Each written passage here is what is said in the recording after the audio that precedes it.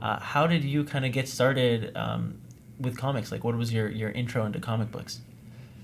Well, I think as a reader, my story is similar to a lot of other people, which is that I kind of almost like passively absorbed reading comics as a young person.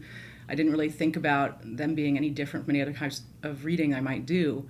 And I had a lot of siblings, so I would just take all their stuff and like read whatever they were reading. So I'm really glad about that because no one told me what I should read or shouldn't read or sort of ranked it in any way. You know, I treated everything the same, and I find that attitude has been really helpful in just reading widely now, all different types of genres, all different types of creator voices, and I don't really seem to feel like, oh, one is better than the other or more valid than the other.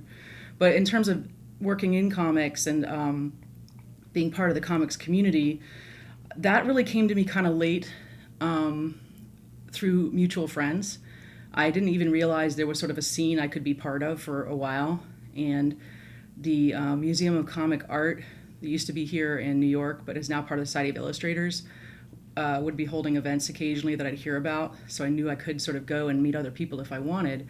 But really, it was New York Comic Con that kicked everything off for me because I started giving talks from the more scholarly side of things because I was an English professor at the time. Oh, that's cool. Yeah, so I started writing papers about a lot of Alan Moore's work because I found it really interesting because it was very literary and I could kind of understand where some of it was coming from. So I started giving talks at New York Comic Con, met people here who encouraged me to go to events in the city, and then over the course of a couple of years, I just got much more involved. I love it. Yeah. And so, I mean, Alan Moore is just such a prolific character in all of comics. He's like created some amazing, like, legacy books like Watchmen and Swamp Thing and so much more. And you've also written on Neil Gaiman as well, right? Yeah, I mean, I'm like everyone, I think I'm a huge fan of his work as well. Yeah.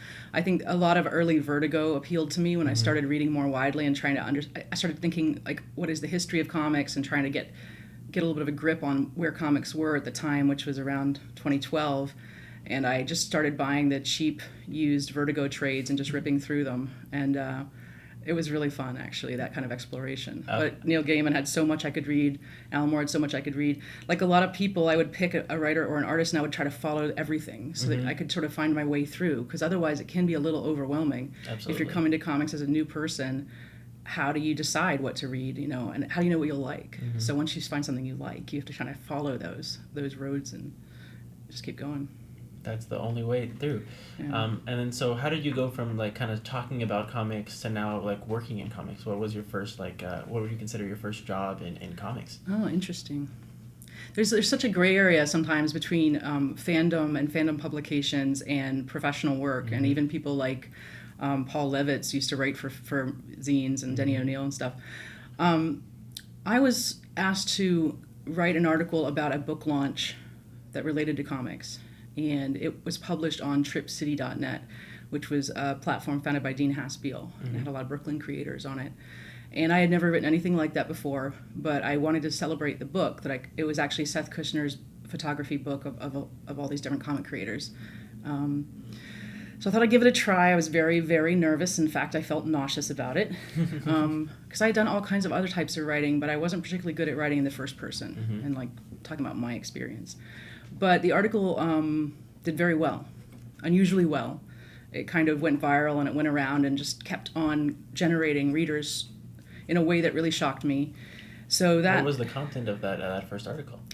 It was a kind of first-person narration of being at this event where they were showing slides of different comic creators, these amazing, beautiful photographs, and talking about each of those creators' lives and like giving you like a nutshell, like who this person is, what they've done, and like what they care about. And it was such an amazing tour of the comics industry, of the key people, and it just fascinating. I think is the human element really got to me. But I kind of put that down into a narrative for the readers who hadn't been there at the event. And I don't know, I guess I was a little poetic and kind of ramped up the enthusiasm, and something about the prose style people really responded to. I love it. Yeah. That's great. I mean, it's one thing that just whenever that's happening, you kind of like, you realize that it's so much fun when you're going back and like you learn that different authors and different comic book creators, create a brand, and they kind of like build an identity around themselves, so you can understand who this person is and what they believe in, you know. And there's certain people who are so good at kind of saying, this is who I am, this is what I believe in. And so you think of like different creators and you'll go, oh, this is their brand, you know. They do horror, they care about this issue, and there's different creators who have different things that you can identify with them. Yeah, I mean, Jimmy Palmiotti, very different from Art Spiegelman, right? Absolutely. You know, but learning about their lives and what motivates them is really fascinating to me. I never get tired of hearing stories like that. Me too. I mean, that's a big part of why I do the show, is because I love those stories and love those concepts.